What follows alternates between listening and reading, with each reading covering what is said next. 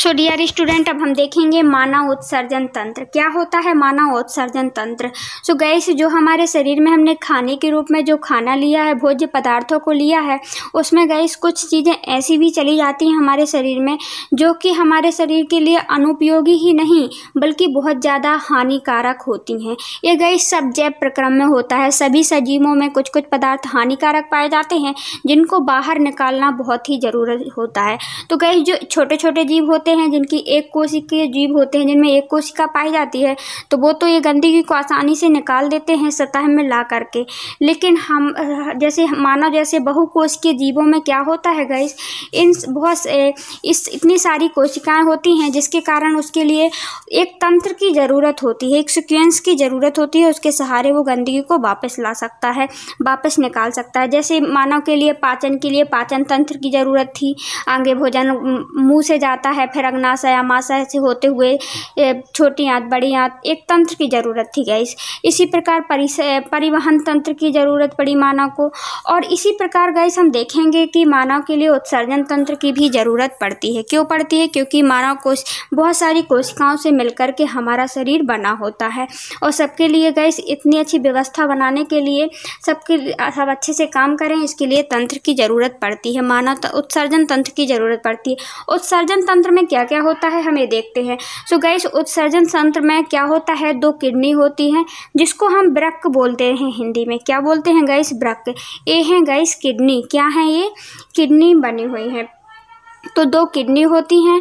Kidney के बाद gas आप देख सकते हैं इस डायग्राम में, किडनी के बाद देखिए जी नीले कलर की जो नली जा रही है, ये इसमें क्या है, ये बाईं वृक्क सिरा होती है। इसमें बिना ऑक्सीजन का रक्त होता है, इसीलिए गैस क्या होते हैं इसमें ये वाला जो बिना ऑक्सीजन का रक्त जो आ रहा है किडनी में गैस, वो साफ करने के लिए तो वो सिराओं के माध्यम से आता है, वृक्क सिरा के माध्यम से। और एक नली है गैस, एक नली है कैसी? लाल वाली। देखिए आप, ये है। तो जो लाल वाली ये आ रही है, ये क्या है? महाधमनी है। धमनी को हमने बताया था उसमें लाल कलर का रक्त रहता है, ठीक है ना, क्योंकि उसमें ऑक्सीजन वाला रक्त होता है। और गैस इसके बाद आप देख सकते हैं ये यहाँ पे एक छोटी छोटी ये क्या जा रही हैं, एक ये मूत्र वाहिनी जा रही हैं। क्या जा रही हैं? मूत्र वाहिनी। इससे जो खराब पदार्थ होते हैं किडनी जो रक्त में गैस, तो किडनी में नेफ्रॉन में छन करके वो खराब पदार्थ यहाँ से निकल जाते हैं, मूत्राशय में जाते हैं, मूत्राशय से मूत्र मार्ग के द्वारा बाहर निकल जाते हैं। सो आई होप आपको क्लियर हो गया होगा। देखिए महाधमनी, इनके कारण ये रक्त आता है शरीर से आकर के कहाँ जाता है गैस? दोनों किडनियों में चला जाता है। दोनों किडनियों में गया, वहाँ पे गैस गुच्छिका पाई जाती है, इसका अपन डिटेल से पढ़ेंगे। फिर गैस जो खराब चीज़ नेफ्रॉन होते हैं गैस किडनी में, क्या होता है? नेफ्रॉन की इस प्रकार के नेफ्रॉन, हजारों नेफ्रॉन गैस पाए जाते हैं जिनसे क्या होता है? रक्त छनता है इन किडनी में। और किडनी कैसे होती हैं गैस? सेम के आकार की होती हैं। किडनी सेम के आकार की होती हैं, इनमें बहुत सारे नेफ्रॉन पाए जाते हैं। और नेफ्रॉन के बाद गैस जो उन छन करके रक्त कहाँ आ जाता है? मूत्र वाहिनियों में आ जाता है। खराब चीज़ें निकल जाती हैं मूत्र वाहिनी में, मूत्र के द्वारा निकल जाता है। सो गैस देखिए यहाँ पे लिखा है वृक्क में मूत्र बनाने के बाद मूत्र वाहिनियों में आता है, मूत्राशय होता है गैस, ये है मूत्राशय जिसमें एकत्रित होता है। और गैस जब ये मूत्राशय भर जाता है तो फिर बाद में हम बाथरूम के थ्रू बाहर ये मूत्र मार्ग से सेशन के द्वारा निकल जाता है, मूत्र मार्ग से निकल जाता है। मूत्र बनने का उद्देश्य रुधिर में से वर्ज्य पदार्थों को छानकर बाहर निकालना। मतलब कि खून में से जो खराब पदार्थ हैं, वर्ज्य पदार्थ हैं गैस, उनको छान करके बाहर निकालना, इसी को हम मूत्र कहते हैं। वृक्क में मूत्र का निर्माण की प्रक्रिया है। जैसे वृक्क क्या है गैस? वृक्क ये हैं, वृक्क एक किडनी है।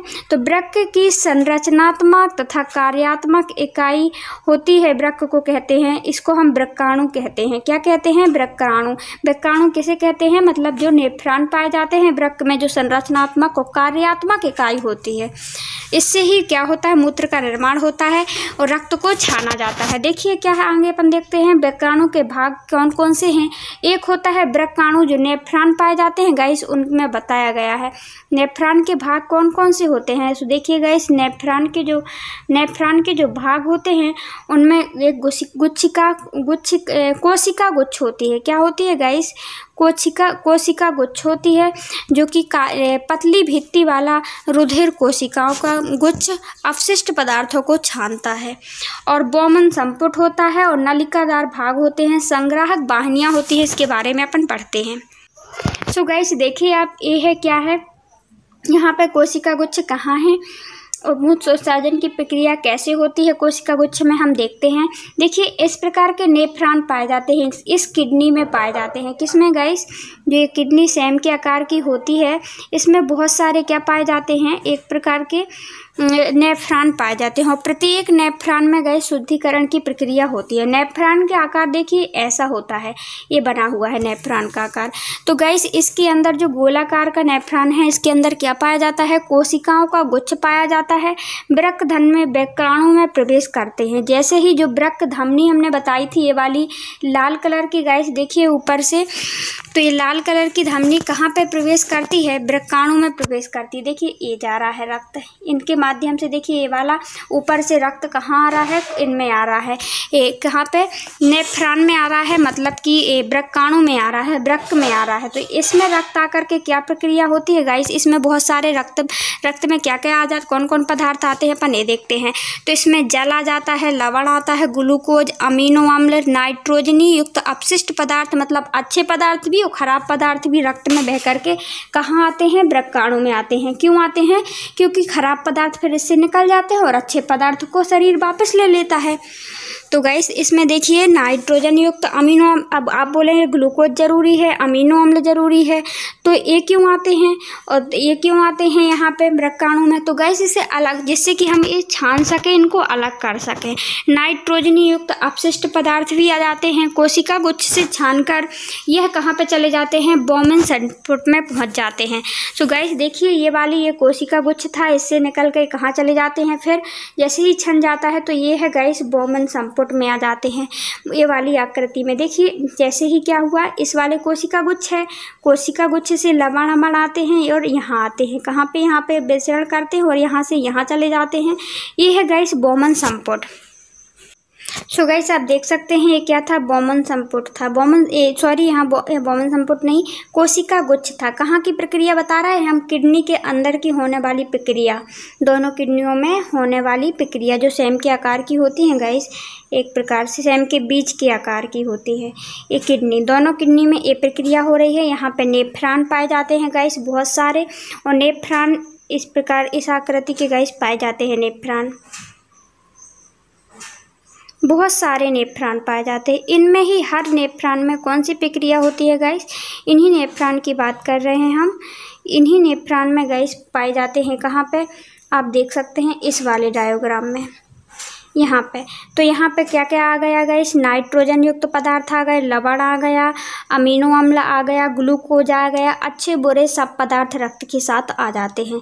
फिर गाइस ये जाता है बोमन संपुट में, ये है गाइस बोमन संपुट।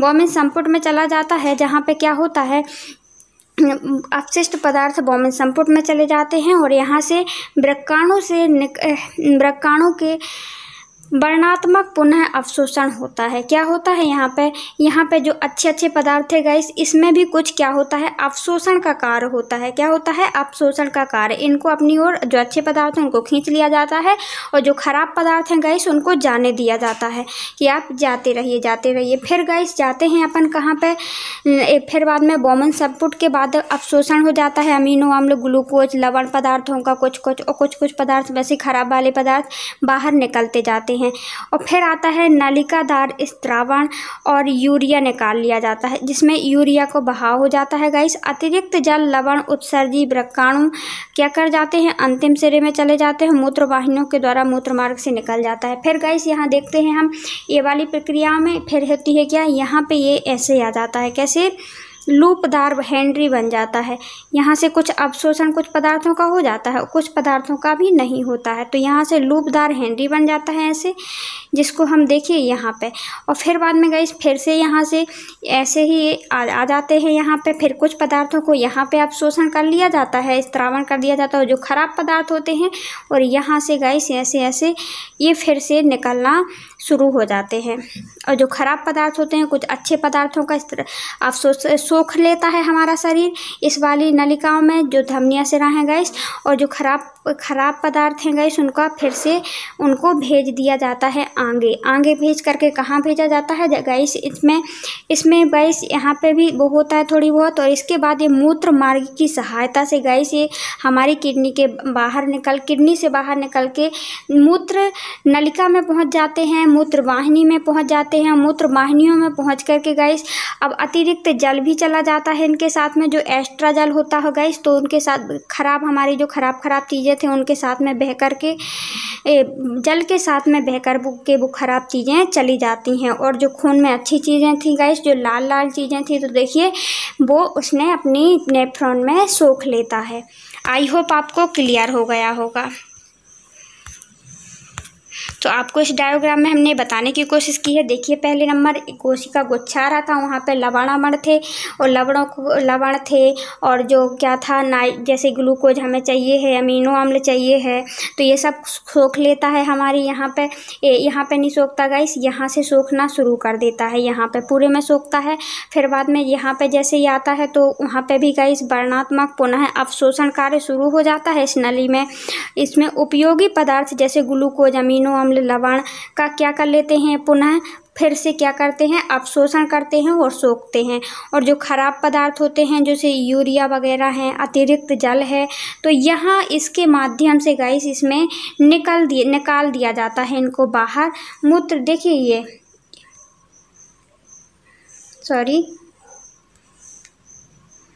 तो देख सकते हैं आप, ऐसे आ रही है लूपदार के यहाँ से गाइस खराब पदार्थ निकल जा रहे हैं, और ये निकल रहे हैं कि नहीं निकल रहे हैं, यहाँ पे आप देख सकते हैं खराब पदार्थ निकल जाते हैं और अच्छे पदार्थ वापस चले जाते हैं। और कृत्रिम वृक्क तो गाइस इसके बाद कहाँ आता है अपना, जो देखिए यहाँ से ये प्रक्रिया हो रही थी, किडनी में ये प्रक्रिया हो रही थी, यहाँ से यहाँ पे सोख लिए गए हैं जो अच्छे पदार्थ थे, और जो खराब पदार्थ थे गाइस जैसे ये एक्स्ट्रा जल है हमारी बॉडी में, और जो नाइट्रोजन युक्त पदार्थ हैं तो वो आ जाते हैं ये मूत्र मार्ग की सहायता से गाइस। ये कहाँ पे आ रहे हैं, मूत्राशय में आ रहे हैं। मूत्राशय में ये टंकी टाइप की बनी रहती है, और फिर बाद में जब भर जाती है तो क्या कर जाते हैं, मूत्र मार्ग की सहायता से इसको बाहर निकाल दिया जाता है।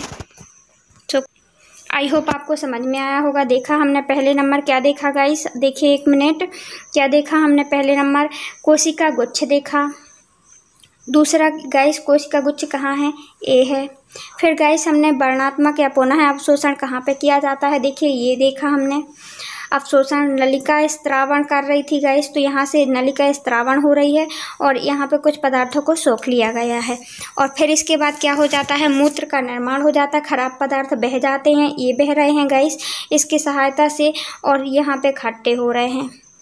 सो गाइस देखिए यहाँ पे कृत्रिम वृक्क के बारे में बताया गया है। कृत्रिम वृक्क मतलब जो मानव के द्वारा किडनी बनाई जाती है उसमें क्या होता है, तो कृत्रिम वृक्क में क्या होता है, कृत्रिम वृक्क एक ऐसी युक्ति है जिसके द्वारा रोगियों को रुधिर में से कृत्रिम वृक्क की मदद से नाइट्रोजन युक्त पदार्थों का निष्कासन किया जाता है। हम देखते हैं आजकल जैसे ही कोई रोगी होते हैं गाइस, उसमें किडनी उनकी खराब हो जाती है तो कृत्रिम वृक्क बना दिया जाए, मतलब कृत्रिम वृक्क जो मानव के द्वारा ही किडनी बना दी जाती है, जिससे कि बहुत सहायता मिलती है और रोगियों को जो नाइट्रोजन पदार्थ युक्त पदार्थ हैं गाइस, जो गंदे पदार्थ हैं उनको बाहर निकाल दिया जाता है। तो किडनी की सहायता से हमने क्या देखा, जो खराब नाइट्रोजन युक्त पदार्थ थे, जो अनुपयोगी पदार्थ थे, उनको किससे निकाला जाता है, बाहर कर दिया जाता है गाइस, रक्त से बाहर कर दिया जाता है नेफ्रॉन की मदद से। नेफ्रॉन मतलब वृक्काणु होते हैं, उनमें वृक्काणु की संरचना हमने देखी, कोशिका गुच्छ पाया जाता है, बोमेन संपुट पाया जाता है। बोमेन संपुट के बाद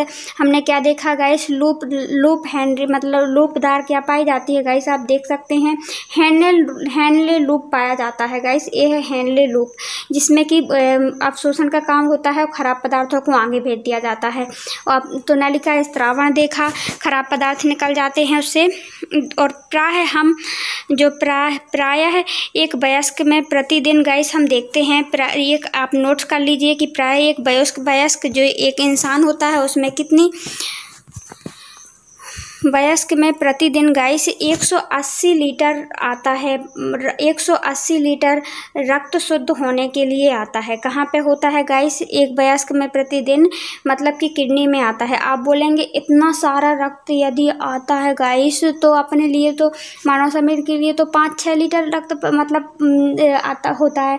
तो गाइस उसमें जो खराब पदार्थ है इसमें क्षमता रहता है, वयस्क में प्रतिदिन आता है छनने के लिए गाइस, तो उससे खराब पदार्थ क्या होते हैं? निकल जाते हैं और अच्छे पदार्थ अपने शरीर में अपने रक्त में ही मिले होते हैं। रक्त किससे बना होता है? पानी भी होता है रक्त में।